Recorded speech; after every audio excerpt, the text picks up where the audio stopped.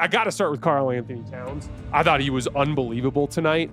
You have Karl-Anthony Towns, who is the top 3 big in the NBA and has shown the world that he can slide his feet and be a defensive anchor defensively without picking up dumb fouls. Problem for this younger team. As Towns gets past Wembanyama, layup is good. Everyone tuned in expecting Victor Wembanyama's finals debut to be spectacular. Instead, he was held to just 6 made field goals and coughed up 6 turnovers in one of the most inefficient Game 1 performances in recent history. But what happened?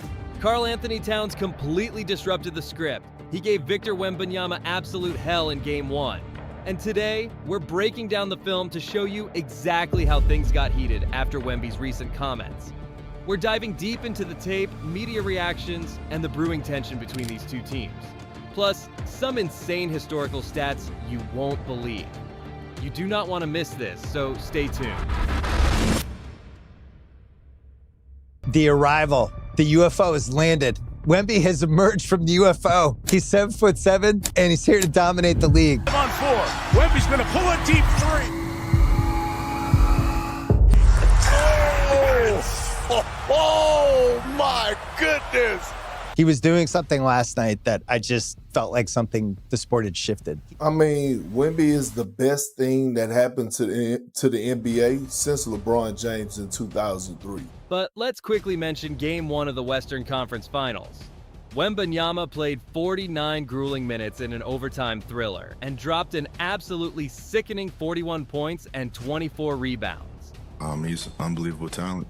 He's probably one of the best prospects to enter the NBA. One of a kind type of player, and he's going to keep getting better each and every year. Yeah, he changes the game. Just try to make it difficult, try to jump. With that performance, he became the youngest player in NBA playoff history to record a 40-point, 20-rebound game, shattering a postseason record previously held by Wilt Chamberlain. But the advanced stats are even crazier. He generated 32 second-chance points by himself off his own offensive rebounds. But every legend is defined by how they perform in a Game 7. Winner goes to the finals, loser goes home. In Game 7 at the Paycom Center, Wembanyama scored 22 points, but it was his clutch time defense that officially broke the NBA.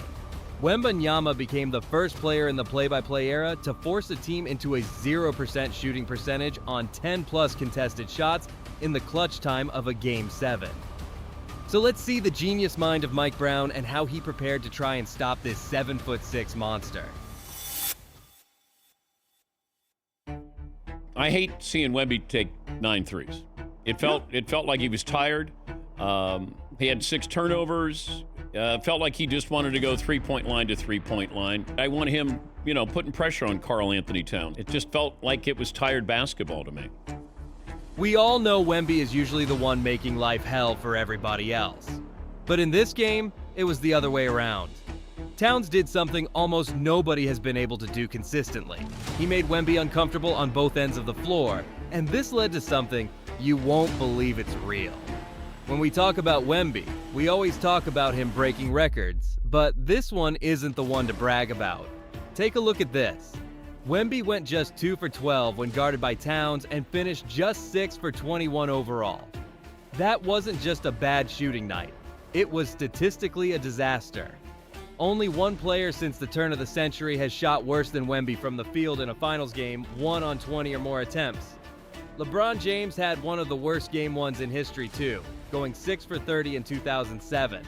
But tonight, Wemby trails only Kobe Bryant, who went 4 for 20 back in 2000. Before we get into post-match comments and NBA media calling out Victor for this game, let's quickly look at how exactly Towns managed to stop Wemby. Right away, you see the difference in physicality. Wemby is on an island here, and he gets away with a nice pump fake, but fails to actually get to the basket. He is forced into these highly difficult falling away jumpers because Towns is absolutely refusing to give up an inch of deep position. Now look at the other end of the floor. This is where Towns really set the tone. He catches the ball, sizes up the best shot blocker in the league, and attacks anyway. Wemby tries to do a spin move, but Towns refuses to lose position and defends it perfectly. The goal was basically to get Wembanyama as far away as possible from the basket. And here we see the same thing again. That first step from Towns is something Wemby can't keep up with. He never had to face someone like Towns before. He was amazing. I mean, the double-double was huge. He came up with some timely buckets for us.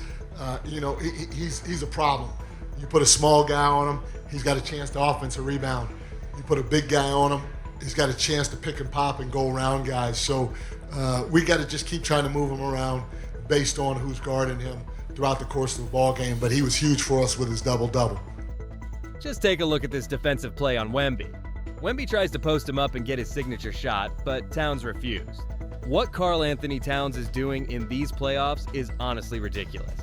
He's not just scoring, he's doing it with pure efficiency, rocking an insane 69.7% true shooting percentage while shooting nearly 57% from the field and 47% from deep. That's elite guard-like accuracy from a 7-foot center. From dropping a massive plus 35 earlier in the playoffs to a rock-solid plus 14 to open the finals, Cat has officially transformed into the ultimate two-way weapon the Knicks need to win it all. Let's now take a look at the drama, media going after Wemby, and some interesting post-game comments. Stay tuned. And for Victor, you got to play better. The way he played, not good at all. 6 of 21 is not going to get it done. Shooting 10 3-pointers is not going to get it done. So you got to make some self-adjustments and some mental adjustments, and you have to say, we cannot lose game 2. First little number is a digit we just mentioned twice. It is 2. First little number this week is 2, which is how many field goal attempts Victor Wembanyama got after a paint touch in Game 1, according to the Second Spectrum tracking data. They're not going to be able to match up with karl-anthony Towns in this series, period.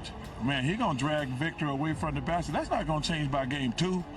And if he's putting his head down and driving to the basket like that, it's going to be a tough matchup. Wemby is under heavy fire right now. The expectations were insane. After eliminating the OKC Thunder, people and the whole NBA media forgot that the Knicks won 11 straight games and toyed with opponents in the East. So now, with a tough matchup and fully healthy Knicks, we can finally see Wemby struggle, and the media does not like it at all. Victor was very pissed about his performance in Game 1. And it's the same. Every team guards differently, I'm gonna figure it out. It's I was bad tonight. It's not more complicated than that. You could tell he was visibly frustrated and absolutely hated his performance in Game 1. Right now, the entire media landscape is a tale of two completely different stories. Everyone is giving Karl-Anthony Towns his flowers for putting on an absolute defensive masterclass. I got to start with Karl-Anthony Towns. I thought he was unbelievable tonight. While critics are relentlessly coming at Wembanyama. Wemby does not know how to play Cat in this moment. He was playing up on him where you don't play up on Karl-Anthony Towns. He's a quick big that can drive by you. And I don't know why the scouting report isn't telling Wemby to give him space, not enough to shoot the 3, but enough to give him cushion to just run the plays. But with both of these big men being highly competitive, this level of intense chatter is only fueling the fire. With Wemby publicly stating he was bad tonight and clearly hunting for revenge, and Towns looking to maintain his physical dominance, the trash talk and aggressive play are bound to escalate massively when Game 2 tips off. So what are your thoughts on this matchup? Is Karl-Anthony Towns officially the Wemby stopper, or did the alien just have a bad night? Share your thoughts in the comments below. And while you're down there, give me your boldest stat line predictions for both of these guys in Game 2. Does Wemby bounce back with a massive 35-point masterpiece, or does Cat lock him up all over again? Drop your brackets, hit that subscribe button, and I'll see you guys in the next video.